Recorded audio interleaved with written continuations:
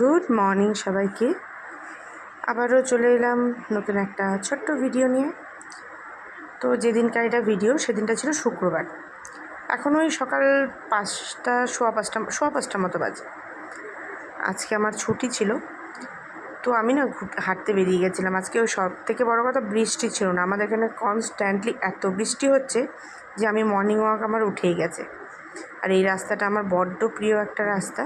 তারপর এই দিকটা কী ভালো লাগে, নদী আর এই যে পরিষ্কার পরিচ্ছন্ন একেবারে রাস্তা, লোকজন নেই।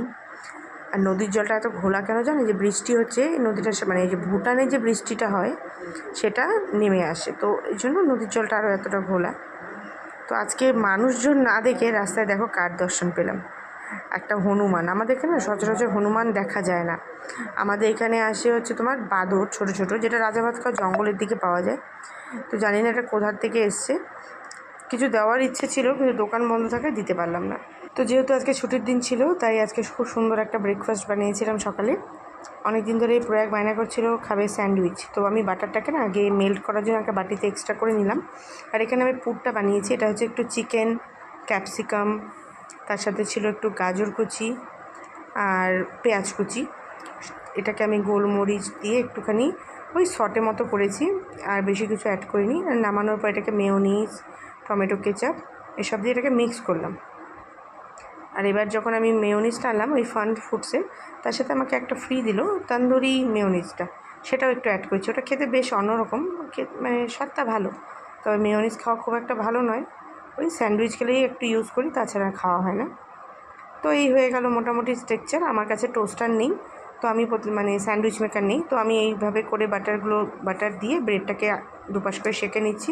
ভেতরে পুরটা দেওয়া আছে। তো আমাদের স্যান্ডউইচ মোটামুটি রেডি হয়ে গেছিলো। তারপর খাওয়া দাওয়া করে চলে গেছিলাম আমি বাজারে।